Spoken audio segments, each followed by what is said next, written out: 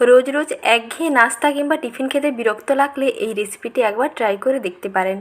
School অফিসের tiffin কিংবা ব্রেকফাস্টে হাতে মাত্র 5 মিনিট সময় নিয়ে তৈরি করে ফেলতে পারেন এইরকম দারুণ স্বাদের লোভনীয় একটি রেসিপি। কোনো রকম মাখা বেলার ঝামেলা ছাড়া ইনস্ট্যান্ট তৈরি করে ফেলতে পারেন এইরকম একটি দারুণ রেসিপি। একবার খেলে মন ভরে যাবে। ছোট থেকে বড় সবার দেখবেন ভীষণ পছন্দ হবে। আর বাচ্চাদের যদি টিফিন বক্সে এটা ভরে দেন তাহলে দেখবেন যে টিফিন বক্স একেবারে খালি আসবে।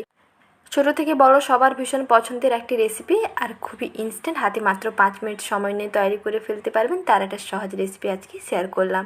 তো ভিডিওটি কোথাও স্কিপ না করে শেষ পর্যন্ত দেখে নেওয়ার অনুরোধ থাকলো, আর ভালো লেগে থাকলে বরাবরের মতন একটি লাইক করে দেওয়ার অনুরোধ থাকলো। তাহলে আসুন দেখে নিন আজকের সহজ রেসিপি। আর রেসিপিটি কেমন লাগলো অবশ্যই বন্ধুরা কমেন্ট সেকশনে জানাবেন।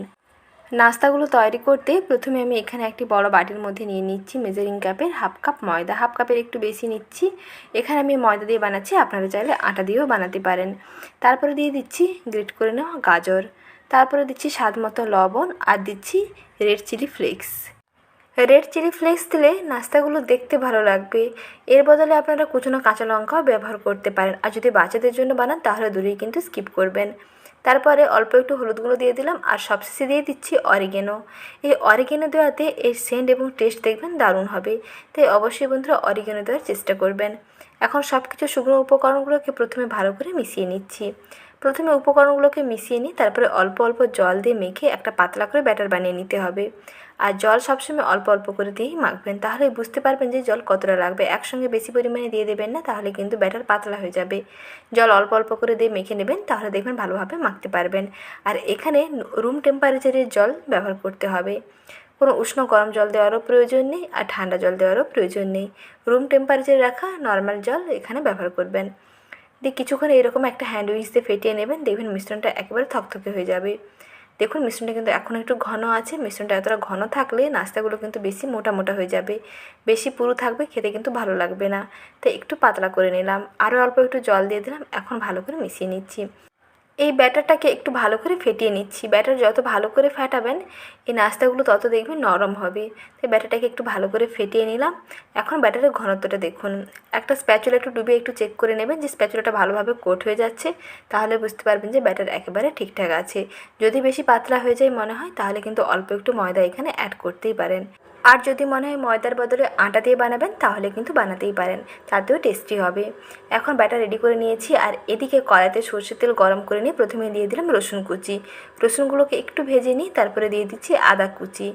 আদা ও রসুন দুটো একটু প্রথমে ভেজে নিতে হবে। আদা ও রসুন একটু ভেজে নিই, তারপরে দিয়ে দিতে হবে চেরা কাঁচা লঙ্কা। কাঁচা লঙ্কা আপনারা কুচিও দিয়ে দিতে পারেন, আর এরকম চিরেও দিয়ে দিতে পারেন। তারপরে এর মধ্যে দিয়ে দিচ্ছি পেঁয়াজ কুচি। একইভাবে এর সঙ্গে পেঁয়াজগুলোকে একটু ভেজে নিতে হবে। আর এই নাস্তাটা যদি বাচ্চাদের জন্য বানান তাহলে অবশ্যই কাঁচা লঙ্কাগুলোকে এরকম চিড়ে দেবেন। যখন পুরটা তৈরি হয়ে যাবে তখন কাঁচা লঙ্কাগুলোকে এখান থেকে উঠিয়ে নেবেন। ফ্লেভারটা আসবে কিন্তু ঝালটা আসবে না। নাস্তা খেতে খেতে কিন্তু এটা মুখের মধ্যে পড়বে না। তাই কাঁচা লঙ্কাগুলোকে চিড়ে দিয়ে দেবেন। তারপরে এর সঙ্গে মিশিয়ে নিচ্ছি টমেটো কুচি। টমেটোগুলোকে এরকম ছোটো ছোটো ডুমো ডুমো করে কেটে নিয়েছি। টমেটোগুলোকে পেঁয়াজের সঙ্গে আরেকটু মিশিয়ে ভেজে নিচ্ছি। তারপরে এর মধ্যে দিয়ে দিতে হবে একটি কাঁচা ডিম। যেমন সাধারণত আমরা ডিমের ভুজিয়া তৈরি করি ঠিক তেমনি করে প্রথমে ভুজিয়া বানিয়ে নিতে হবে। ডিমের মধ্যে স্বাদ মতো লবণ এবং অল্প একটু হলুদ পাউডার দিয়ে দিচ্ছি। তারপরে ডিমটাকে এর সঙ্গে মিশিয়ে একসঙ্গে ভাজা ভাজা করে নিচ্ছি। আর এই পর্যায়ে গ্যাসের আঁচটা একেবারে কমিয়ে রাখবেন। গ্যাসের আঁচটা একটু কমিয়ে নিয়ে কিছুক্ষণ এইরকম ভাজতে ভাজতে দেখবেন ডিমের ভুজিয়া একেবারে রেডি। এটা ভাজতে বেশি সময়ও লাগবে না, খুব কম সময়ের মধ্যে ডিমের ভুজিয়া রেডি হয়ে যাবে। যেহেতু আজকে ইনস্ট্যান্ট নাস্তা বানিয়ে দেখাচ্ছি, তাই কী করে খুব সহজে একটা টেস্টি এবং হেলদি নাস্তা তৈরি করে নেওয়া যায় তার একটা সহজ রেসিপি শেয়ার করলাম। তাই রেসিপিটি শেষ পর্যন্ত দেখে নেওয়ার অনুরোধ থাকলো। সঙ্গে ভালো লেগে থাকলে ভিডিওটিতে বরাবরের মতন একটি লাইক এবং চ্যানেলটিকে সাবস্ক্রাইব করে বন্ধুদের সঙ্গে যুক্ত থাকবেন। ডিমের ভুজিয়া একেবারে রেডি। এখন নাস্তাগুলোকে বানিয়ে নিচ্ছি। তার জন্য একটি তাওয়া ভালো করে গরম করে নিয়েছি। এর উপরে 1 চামচ তেল দিয়ে দিলাম। সামান্য অল্প একটু তেলেই দেখবেন নাস্তাগুলো তৈরি হয়ে যাবে। তারপরে 1 হাতা করে ব্যাটার নিয়ে নিচ্ছি। 1 হাতা করে ব্যাটার নিয়ে একটু স্প্রেড করে দিচ্ছি। 30 থেকে 40 সেকেন্ড অপেক্ষা করবেন, দেখবেন উপরটা একটু ড্রাই হতে শুরু করবে। তারপরে যখন এই উপরটা একটু এই শুকনো শুকনো হয়ে আসবে তখন এর মধ্যে মাঝখানে দিয়ে দিতে হবে তৈরি করে নেওয়া ডিমের পুর।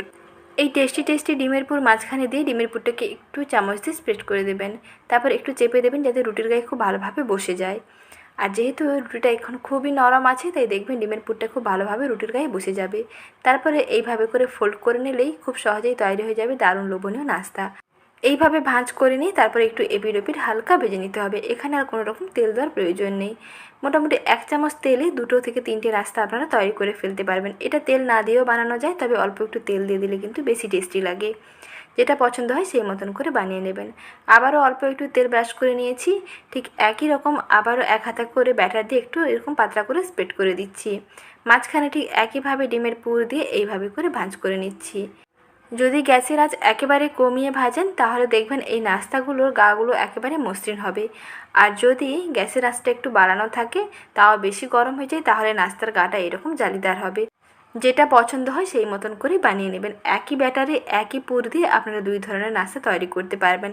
জালিদারও বানাতে পারবেন, আবার মসৃণও বানাতে পারবেন।